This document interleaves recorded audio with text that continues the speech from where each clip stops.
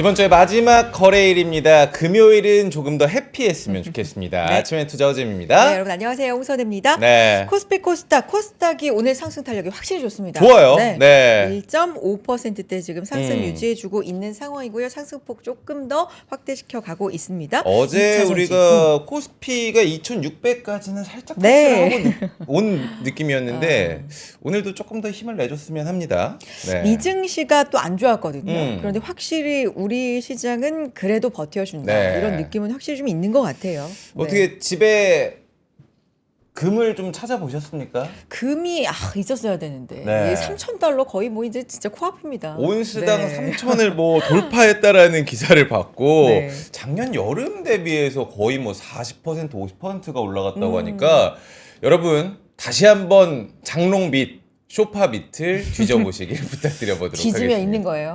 일단 찾아는 봐야죠. 먼지 네. 아니라 금 나오면 정말 그러니까, 대박이다. 네. 자, 오늘 여러분들 뭐 계속 이번 주 오락가락 장세 속에서 롤러코스터 타는 기분이었다 하시는 분들 계시는데 오늘 네. 또 프라이데이 아니겠습니까? 어려운 상황 속에서도 오늘 조금 다양한 분야를 저희가 체크를 해보도록 하겠습니다. 맞아요. 오늘은 뉴페이스 두 뉴페이스. 분이 지금 네. 준비를 하고 있습니다. 1부와 2부 나눠서 진행을 할 텐데요. 먼저 네. 1부 우리 NH투자증권 김준수 연구원님 박수로 만나보도록 하겠습니다. 안녕하세요. 반갑습니다. 반갑습니다. 안녕하십니까.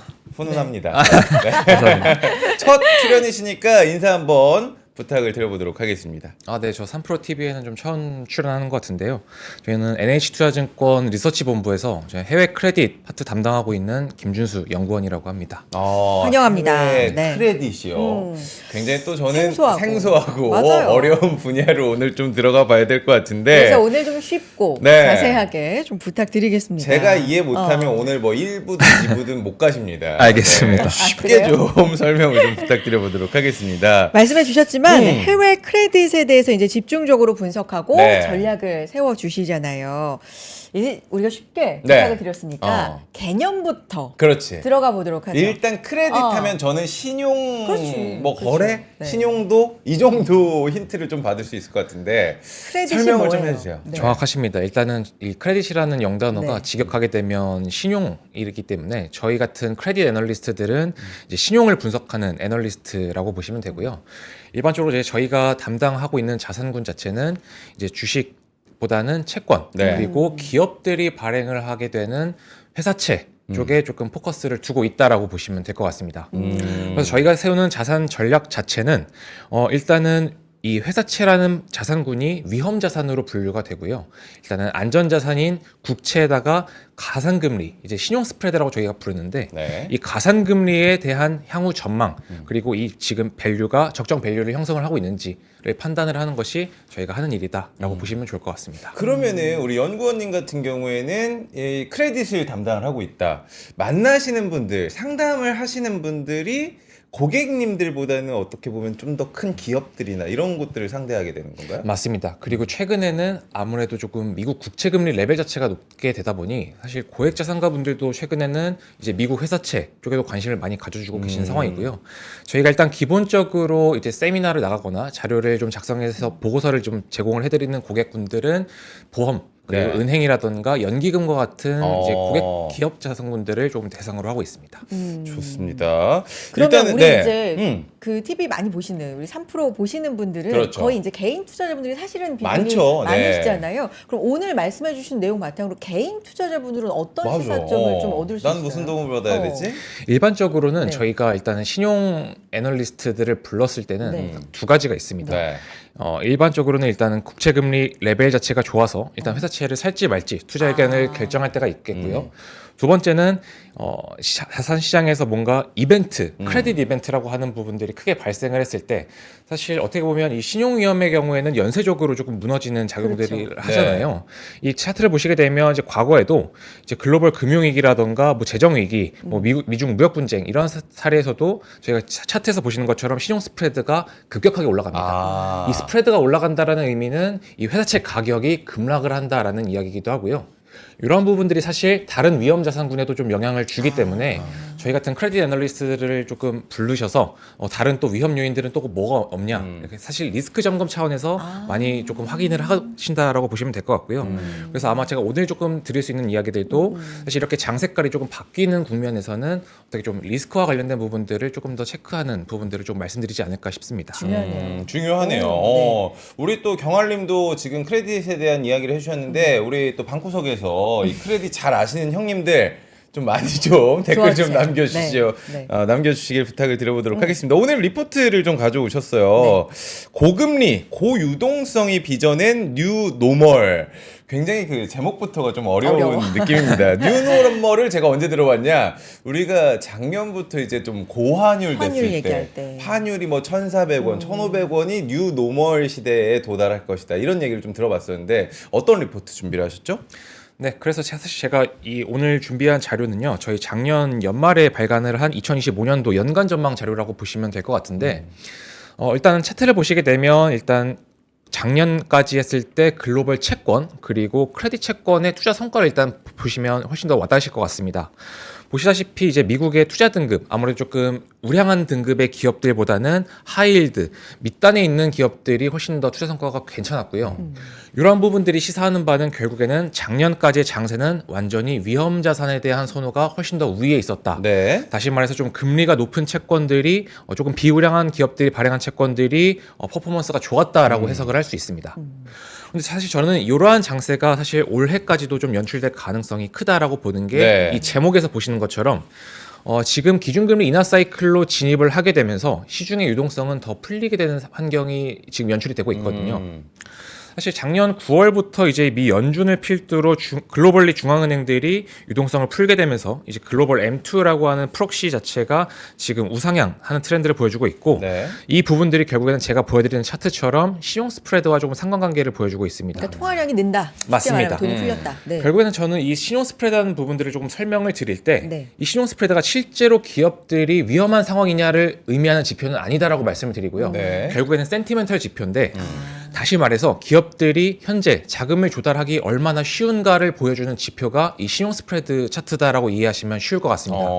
그렇기 때문에 중앙은행들이 사실 유동성을 공급을 하게 되면 기업들은 훨씬 더 이 외부로부터 차입금을 조달하기 쉬운 환경이 되는 것이죠. 반대로 이제 이 중금리, 중물가와 관련된 부분들도 볼 수가 있는데 반대로 말하게 되면 사실 물가 그리고 금리 자체가 쉽게 내려올 것 같지는 않습니다. 그래서 사실 유동성을 푼다라는 것 자체가 어떻게 보면 이 금리와 물가에는 조금 상방압력으로 좀 작용할 수 있는 네. 부분들이기 때문에 저희는 이러한 환경에서는 아무래도 조금이라도 더 높은 수익률을 제공을 하는 크레딧 채권에 대한 투자 심리가 좀 견조할 수밖에 없는 환경이지 않을까 이렇게 말씀을 드리고 있습니다. 네, 지금 경알님께서도 뭐 하이힐드라는 이야기를 좀 꺼내 주셔가지고 하이힐드 기업 저희가 질문지에 글로벌 하이힐드 기업의 부도율이 조금은 하향 안정화되고 있다라는 이야기가 있습니다. 저는 이제 하이힐드를 찾아보니까 높은 수익률, 저는 높은 수익률 하면은 그만큼 리스크가 따라온다라고 생각을 하거든요. 그러니까 투자 관점이나 시장 관점에서 봤을 때 하이힐드 좀 설명을 해주시고 이 리스크는 없는지 분석을 좀 부탁드릴게요. 오늘 이 시간은 개념부터 일단 들어가고 네. 그래서 어떤 의미가 따라가기가 힘들어. 네, 하이힐드. 네. 네, 저희가 흔히 잘 알고 계시는 부분들이 이 하이힐드라고 하는 기업들은 이제 글로벌리 신용평가사들이 신용 등급을 매겨주는데 이 신용 등급은 그냥 뭐 어떤 기업들이든 다 매겨주는 것은 아니고 이제 공모 시장에서 회사채를 발행을 하는 기업들이 이 회사채를 사기 위한 투자자들을 조금 보호하려는 입장에서 이 기업은 이 신용 등급이 어느 정도 됩니다라고 신용평가사들이 공표를 하는 이 등급을 이야기를 합니다. 네. 그래서 이 신용 등급을 기준으로 저희가 흔히 트리플 A 등급부터 해서 마지막에 트리플 C 등급까지 이렇게 분류 체계가 되어 있는데 일반적으로는 이제 트리플 B 등급을 기준으로 트리플 B 등급보다도 높으면 투자 등급, 그러니까 우량한 기업들이라는 네. 얘기고요.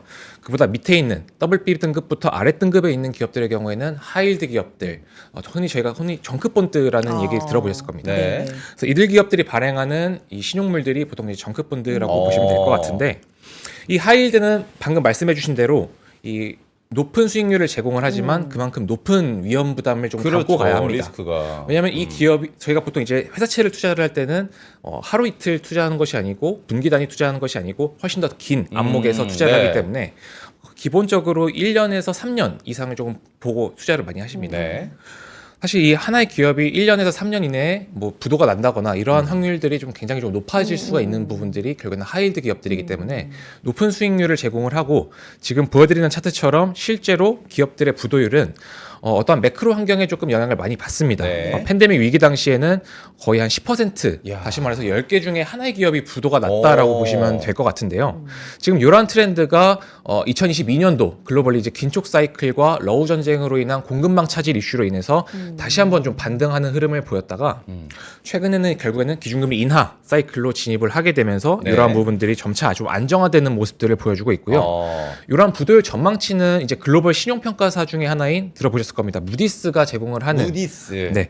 무디스가 제공하는 데이터를 기준으로 올해 상반기쯤에는 그래도 과거 평균인 4%대를 밑돌 것이다라는 전망치가 조금 제시가 되고 있는 상황이고요.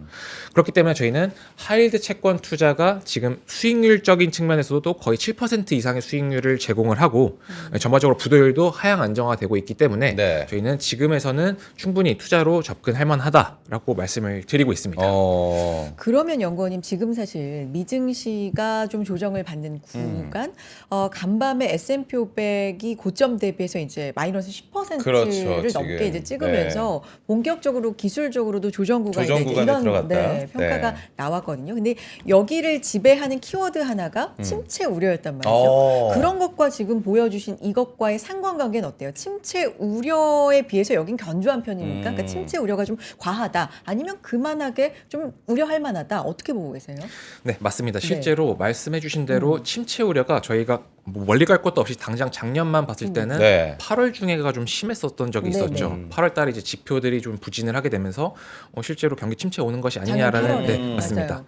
반영했었던 사례가 한 번 있었는데 그 시기와 지금 최근 지금 한 주간에 이제 S&P 500 지수가 좀 크게 빠지면서 신용 스프레드도 더 단기적으로 좀 네. 벌어지고 있는 국면에 있긴 네. 합니다. 네. 저희가 이러한 상황에서 투자 의견을 어떻게 조금 제시를 드리냐라고 했을 때는 결국에는 이 신용 스프레드라는 부분들이 센티멘탈 지표, 다시 말해서 이제 투자자들의 투자 심리와 좀 연관이 많은 지표이긴 하지만 이러한 부분들이 사실 신용 스프레드가 좀 주가와 다른 부분들이 이렇게 스프레드가 올라가게 되면 기업들의 차입금으로 좀 제시를 해야 되는 다시 말해서 좀 코스트가 조금 올라가게 되거든요. 네.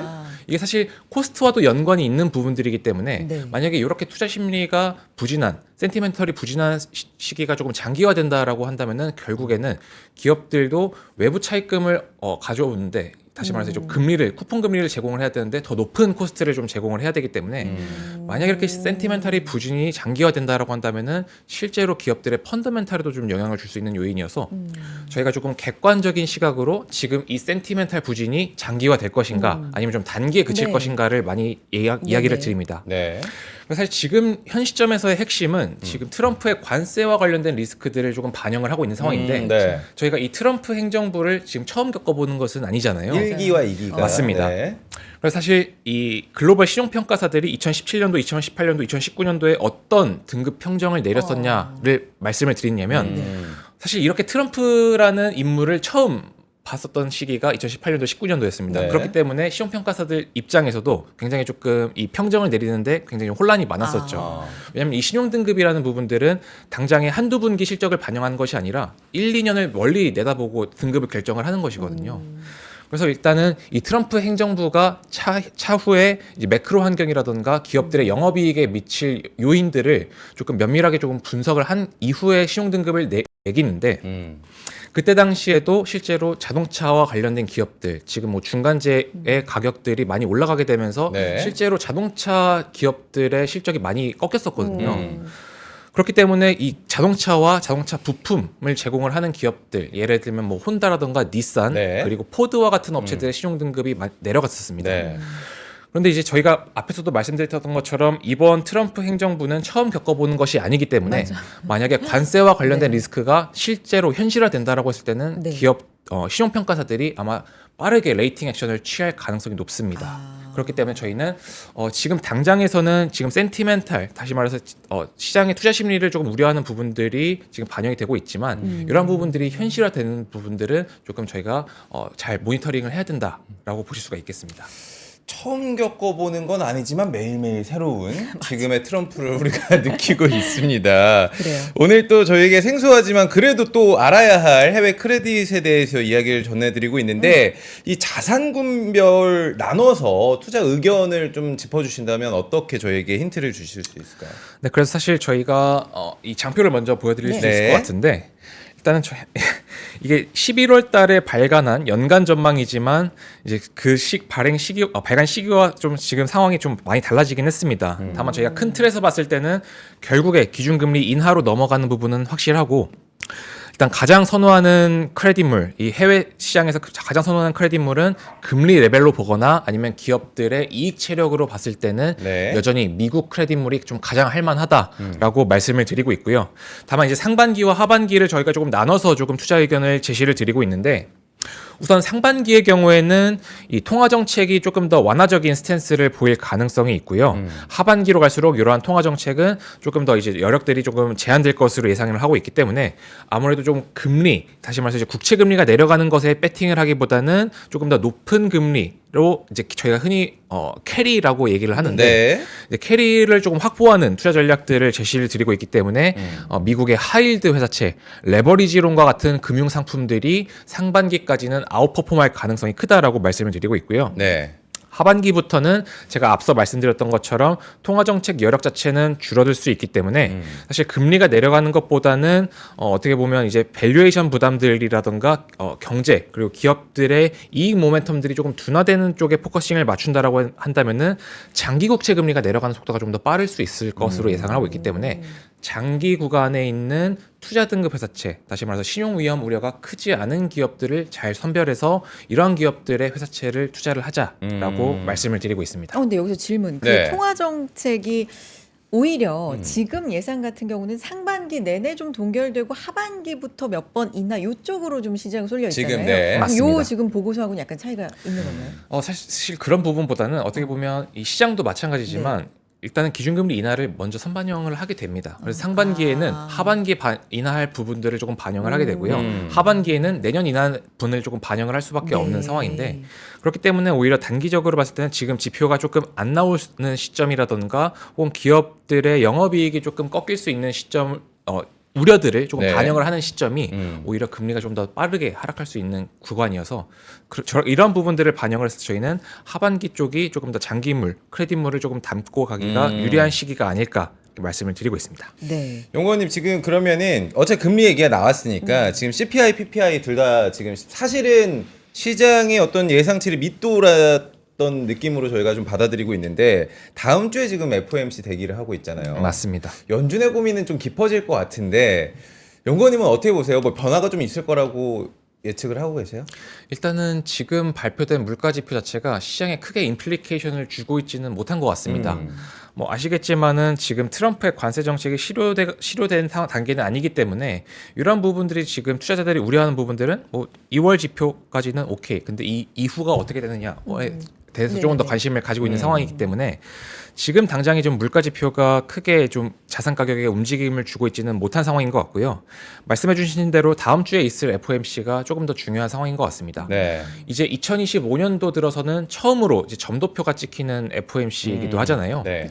그러면 이제 다시 말해서 지금 트럼프 행정부 2기가 출범하고 나서의 지금 발표된 정책 부분들을 지금 연준 인사들이 과연 어떻게 생각을 하고 있는지가 이 담길 수 있는 FOMC이기 때문에 이러한 이번 FOMC가 좀 굉장히 좀 중요하다라고 생각을 하고 있고요. 네. 만약에 이번 FOMC에서 점도표가 저희가 이전에 있었던 것보다도 조금 더 아래로 내려간다. 다시 말해서 조금 중립금리가 내려가고 연준이 기준금리를 더 많이 내려줄 것 같다라는 시그널이 나오면 그럼 한 2번에서 3번? 맞습니다. 네네. 그래서 지금 오히려 경기에 대한 우려가 조금 더 높아질 수 있는 상황들이 연출이 될 수가 있고요. 네. 기준금리를 더 내려준다 보다는 경기가 진짜 침체가 오는 것이 아니냐에 좀 더 포커싱을 맞출 가능성이 있어서 아무래도 지금 당장의 물가 지표 2월, 3월까지 중요하기보다는 3월에 있는 통화정책회의가 조금 더 중요한 시기가 아닐까 이렇게 생각을 하고 있습니다. 실제로 이번에 동결은 예상은 하는데 그렇죠. 말씀하신 것처럼 점도표도 찍히고 맞습니다. 경제 전망에 대해서도 네네. 나오기 때문에 네. 그 부분에 집중하잖아요. 음. 지난주 후반이었나요? 우리 왜 파월풋이라 그래서 좀 경제에 대해서 약간 안심시켜주는 발언했잖아요. 그렇죠. 근데 가정이지만 지금 시장의 예상은 작년까지는 올해 2번 내려준다 했었는데 이거 조금 늘 수 있다. 그럼 만약에 가정으로 한 3번까지 점도표가 내려주는 게 늘어나고 네. 근데 경제에 대해서는 좀 좋은 얘기 안심시켜줄 수 있는 멘트가 나오면 요거는 시장에서 뭐 크레딧적으로 봤을 때도 어떻게 받아들일 수 있어요? 만약에 사실 저희가 일단 베이스 시나리오로 지금 가정을 하고 있는 레벨 자체가 지금 경기 연착륙이 가능을 할 것이다라는 부분들을 이미 신용시장에서도 이미 선반영이 되어 있는 상황이다라고 네. 보시면 좋을 것 같습니다. 네. 그래서 아까 보여드렸던 차트에서도 이 가상금리 기업들의 신용 스프레드 레벨 자체가 역사적인 저점 수준에 가까워져 있는 상황이거든요. 네. 그래서 사실 지금 레벨 자체는 신용 위험을 크게 우려하는 단계가 아닌데 만약에 여기서 침체에 대한 내러티브가 새롭게 다시 조금 올라온다, 수면 위로 올라온다라고 한다면은 당연히 이 신용 스프레드가 이 과거 평균 이상 레벨로 올라갈 가능성이 훨씬 더 높고요. 그렇게 될 경우에는 제가 맨 앞에서 말씀을 드렸던 것처럼 기업들이 외부 차입을 하는 여건들이 더 어려워질 수 있다. 라는 부분들이 있기 때문에 결국에는 이러한 부분들이 결국에는 악순환으로 이어질 수 있어서 저희가 사실 만약에 이러한 트리거가 나타난다라고 했을 때는 저희가 투자 의견들을 조금 빠르게 좀 변경할 예정도 가지고 있습니다. 제가 오늘 레포트를 준비를 해주셨는데 트럼프 2기 행정부 불확실성 속에서도 가장 견고함을 보일 미국이라는 장표가 있더라고요. 아, 네네. 그거 한번 설명을 좀 부탁드릴게요. 요즘 왜냐면은 상황하고는 조금 저희가 생각할 때는 지금 트럼프 잘못하고 있는 거 아니야? 너무 관세로 이렇게 때리는 거 아니야? 그럼에도 지금 견고하다라고 장표를 또 준비를 해주셔가지고 맞습니다. 이 부분들이 사실 제가 설명을 드리고자 하는 부분들은 이제 앞에서 설명드렸던 이 신용평가사들이 이제 제시를 하는 다시 말해서 이 신용평가사들이 보통 이제 연초가 되면 이들도 똑같이 우리 한 해 동안의 레이팅 액션을 어떻게 할 것인가를 산업별로 보고서를 제시를 합니다. 네. 그래서 이 차트를 보여드리는 차트가 이제 S&P랑 무디스들이 등이 좀 제시를 하고 있는 주요 인디케이터들이라고 보시면 되는데 결국에는 물가는 좀 잡히기 시작한 부분들은 명확하고요. 성장률 자체는 그래도 저희가 아직까지는 2%대를 보고 있습니다. 네. 이 말인즉슨 기업들이 벌어들이는 수익 자체도 그래도 다른 지역군보다는 훨씬 더 조금 견조한 수익성을 좀 이어갈 가능성이 크고 이 말이 결국에는 원리금 상환에 있어서 크게 우려할 만한 요인들이 많지는 않다. 네. 그렇기 때문에 저희가 트럼프 2기 행정부의 불확실성이 현존하는 것은 사실이지만 그럼에도 불구하고 미국의 크레딧물 투자가 좀 가장 좀 좋은 선택이지 않을까라는 부분들에서 말씀을 드렸고요. 네. 그에 이어서 조금 섹터까지도 조금 말씀을 네. 드려보면 이제 S&P, 무디스, 피치 이렇게 보통 저희가 신용평가 3사들의 레포트가 좀 가장 공신력이 있다라고 네. 평가를 하게 됩니다. 그래서 이들의 조금 컨셉 자체가 조금 중요하게 되는데 일단은 섹터별로 나눠서 보게 되면 뭐 소비재와 테크 통신 그리고 원자재와 에너지를 나눠서 조금 산업 분석들을 제시를 했고요. 네. 일단 소비재의 경우에는 아무래도 좀 물가가 높은 상황이고 이제 아무래도 민간의 소비가 조금 지갑이 조금 더 얇아질 수 있기 때문에 조금 더 저가 중심의 상품들을 좀 중심으로 사실 저희가 흔히 말하는 필수 소비재 중심으로 소비하게 될 것이다라는 전망을 제시를 하고 있고 테크와 통신업종의 경우에는 아무래도 좀 AI와 관련된 코멘트가 많았습니다. 그럴 수밖에 없는 것들이 지금 산업 자체가 좀 AI를 중심으로 좀 빠르게 좀 전환이 되고 있기도 하고요. 원자재와 에너지의 경우에는 지금 거시경제와 관련된 리스크들이 좀 굉장히 좀 많이 노출돼 있기 때문에 지금 유가라든가 천연가스 가격의 급등락이 조금 클 수 있다까지도 코멘트를 했는데 궁극적으로 제가 이 리포트를 조금 발간을 하면서 드리고 싶었던 말씀이 신용평가 3사가 물론 이제 3사별로 보는 산업이라든가 매크로 환경이 다 다양하지만 그러겠죠. 네. 결정적으로 3사가 입을 모아서 조금 좋다. 이 산업이 좀 괜찮을 것 같다라고 코멘트를 한 산업이 글로벌 리츠. 아마 이후에 리츠요. 준비된 맞아요. 홍지한 연구원님이 이렇게 연결을 또 해주네. 좋습니다. 아마 네. 코멘트를 해주실 것 같은데 네. 글로벌 리츠 산업의 경우가 사실 현금 흐름이 좀 굉장히 좀 양호할 수 있다라는 전망치를 제시를 했습니다. 실제로 지금 기준금리가 인하 사이클로 진입을 하면서 이제 기업들이 좀 차입 여건들이 조금 양호해지기도 했고요. 네. 헬스케어 리츠의 경우에는 아무래도 코로나 이후에 좀 헬스케어 시설과 관련된 수요가 좀 많아지고 있는 상황이고 주택 리츠의 경우에는 지금 이제 민간 주택이 실제로 수요보다는 아무래도 조금 임대와 관련된 부분들에서 수요가 많아지고 있어서 네. 이 주택과 관련된 리츠도 좋고 제가 이 레포트를 전부 다 설명을 드리지는 못하겠지만 네. 이 데이터 센터와 관련된 리츠도 음. 최근에 조금 AI와 관련된 열풍들로 인해서 좀 투자 성과가 양호할 수 있다, 펀더멘탈이 괜찮을 수 있다까지가 언급이 됐기 때문에 이러한 글로벌 리츠 쪽을 조금 올해는 좀 주목을 해보자라고 말씀을 드리고 있습니다. 야, 네. 이렇게 2부에 또 자연스럽게. 예고까지 예고, 지금 연결까지. 이야기를 네. 해주시고 마무리를 그럼 지어봐야 될 것 같습니다. 저희가 사실 오늘 조금 생소한 부분도 있었지만 해외 크레딧 투자 이것만은 좀 기억하자 이런 마지막 멘트를 또 준비하신 게 있다면 부탁을 좀 드려보도록 유의사항도. 하겠습니다. 네. 네, 해외 크레딧도 제가 서두에서 말씀을 드렸던 것처럼 사실 위험 자산군으로 분류가 되기 때문에 당장에 조금 밸류에이션이 괜찮다, 다시 말해서 좀 금리가 높다라고 해서 접근을 하기보다는 이 기업들이 중장기적으로 한 1년에서 2년 그리고 혹은 그보다 더 먼 시계를 놓고 봤을 때 네. 영업이익을 꾸준하게 낼 수 있는 비즈니스 모델 포트폴리오를 좀 가지고 있는지, 그리고 재무 구조 상태가 크게 이제 부채 부담이 크지 않은지를 조금 면밀히 검토를 하신 다음에 투자하는 것을 좀 권고를 드리고 있습니다. 네. 알겠습니다. 크레딧에 대한 얘기였는데 네. 약간 이제 개념부터 설명을 해주시느라고 그렇죠? 시간이 좀 충분하지 못했습니다만 또 나와주세요. 네, 언제든지 불러주시면 나오겠습니다. 바로 알겠습니다. 전화번호 저희가 따도록 하겠습니다. 여기까지 오늘 너무 함께 반가웠습니다. 하죠. 네. 김준수 연구원님이었습니다. 감사합니다. 고맙습니다. 감사합니다. 여러분 저희는 광고 잠깐 듣고요. 2부 해외 부동산 리츠 만나러 떠나보도록 하겠습니다. 여러분 잠시만요.